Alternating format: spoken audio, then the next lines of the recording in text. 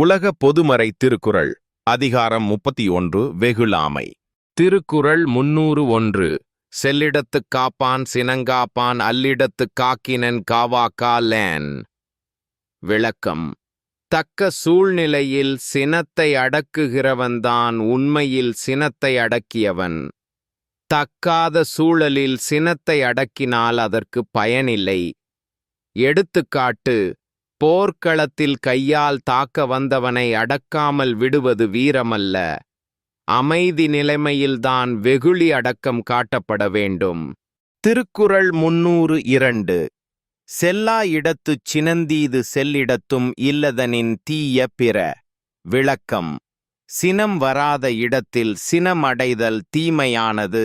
ஆனால் வரக்கூடிய இடத்தில் கூட அதை விட்டு விடுவதே சிறந்தது. எடுத்துக்காட்டு: பொருள் இழப்பு நேர்ந்தபோது கூட வெகுளாமல் இருப்பவன் மேன்மை பெறுவான். திருக்குறள் 303. மறத்தல் வெகுளியை யார் மாட்டின் தீய பிறத்தல் அதனான் வரும். விளக்கம். வெகுளியை மறக்காமல் இருப்பது யாரிடம் வேண்டுமானாலும் தீமையை உண்டாக்கும்.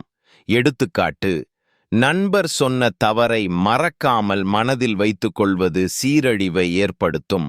திருக்குறள் 304. நகையும் உவகையுங் கொல்லுஞ் சினத்தின் பகையும் உளவோ பிற. விளக்கம். வெகுளி நகையும் மகிழ்ச்சியையும் அழிக்கிறது. அதைவிட பெரிய பகை வேண்டும். எனவே எடுத்துக்காட்டு: ஒரு நிமிட கோபம் குடும்பத்தில் உள்ள சந்தோஷத்தையே அழிக்கக்கூடும். திருக்குறள் 305. தன்னைத்தான் காக்கின் சினங்காக்க காவாக்கால் தன்னையே கொல்லுஞ் சினம். விளக்கம். தன்னை பாதுகாப்பதற்கு வெகுளியை அடக்க வேண்டும். வெகுளியை அடக்காவிட்டால் அது நம்மையே அழிக்கும்.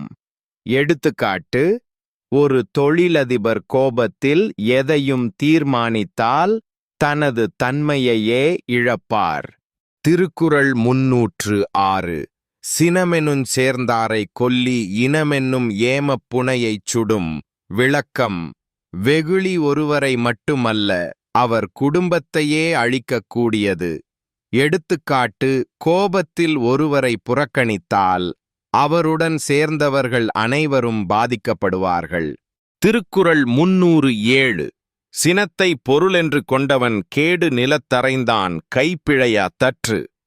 விளக்கம். வெகுளியைச் சொத்தை போல் வைத்துக் கொண்டவன் தன்னை அழித்துக் கொள்ளும் செயலில் தவறில்லை. எடுத்துக்காட்டு: கோபத்தில் வாழ்ந்தவன் வாழ்க்கையைவே இழந்து விடுவான். திருக்குறள் 308. இணரேறி தோய்வன்ன இன்னா செய்யினும் புணரின் வெகுளாமை நன்று. விளக்கம். எவரேனும் மிகத் தீமையாக நடந்தாலும் அவருடன் இணையும் போது கோபப்படாமல் இருப்பது நல்லது. எடுத்துக்காட்டு: முன் தவறு செய்தவரை மீண்டும் சந்திக்கும் போது அமைதியாக நடந்து கொள்வது உயர்வான பண்பு. திருக்குறள் 309. உள்ளியத்தெல்லாம் உடனெய்தும் உள்ளத்தால் உள்ளான் வெகுளி எனின். விளக்கம். ஒருவன் வெகுளியை அடக்கக்கூடியவனாக இருந்தால் எண்ணிய எல்லாவற்றையும் அவன் சாதிக்க முடியும். எடுத்துக்காட்டு: தன் ஆட்சியை உணர்ந்தவனே வாழ்க்கையில் உயர முடியும். திருக்குறள் 310. இறந்தார் இறந்தார் ரணயர் சினத்தை துறந்தார் துறந்தார் துணை. விளக்கம். சினத்தை விலக்கியவர்கள் இறந்தவர்களே போல் எந்த தீமையும் செய்ய மாட்டார்கள். அவர்கள் நம்பத்தகுந்த துணை. எடுத்துக்காட்டு: கோபத்தை விலக்கும் மனிதனிடம் உலகமே நம்பிக்கையுடன் ஜீயும். Please subscribe, like and comments.